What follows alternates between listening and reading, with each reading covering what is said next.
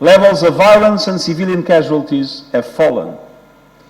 With deployment of the first ever Pakistani female engagement team to South Kivu in the Democratic Republic of the Congo, Pakistan is a leader in championing women peacekeepers and an example for other troop contributors.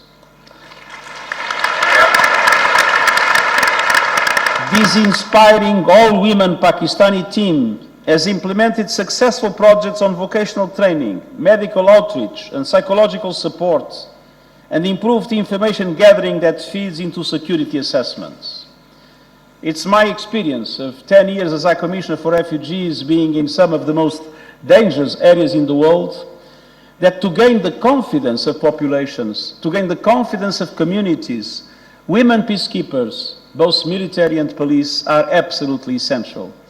And they can do things that us, men, are not able to do, gaining that confidence and creating conditions for a much more effective action of our peacekeeping units.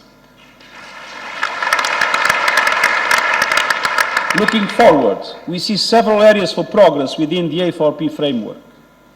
First, supporting missions in the most challenging environments to deal with greater security risks than ever. Second, we are building greater capacity to improve the protection of civilians through training partnerships and provision of better equipment. Third, we will enhance our analytical and intelligence capacities by strengthening direct engagement with the host governments, communities and local people. Fourth, we will strengthen implementation of human rights due diligence policy, including through review mechanisms. And we will continue to work with troop and police contributing countries to increase the number of women in uniform, to fill equipment gaps, and to set standards for environmental sustainability and accountability. And we will build our efforts to hold accountable the small minority of peacekeepers who commit unlawful acts, including sexual exploitation and abuse. And I remember the first meeting I had with the ambassadors of troop contributing countries. I see the distinguished ambassador of Pakistan was in that lunch when I started my functions. And it is true that 3 years ago, there was a permanent campaign about peacekeepers that was negative, and the questions of sexual exploitation and abuse were very much in the limelight of international media. And I'm very proud of the fact that with the cooperation of all of us, it was possible to completely change that perception.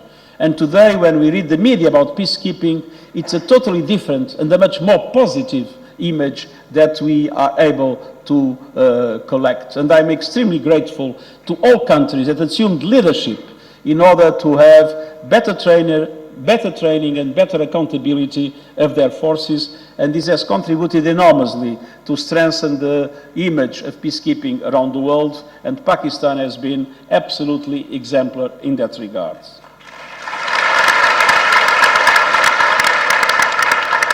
We are planning to create a framework, together with our troop and police contributing partners, to systematize performance and evaluation and accountability.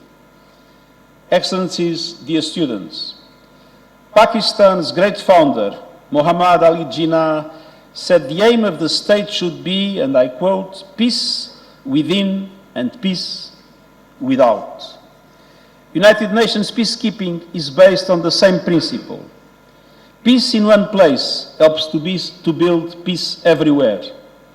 I thank you once again for your important contribution, and I look forward to discussing all these issues with you. Thank you very much.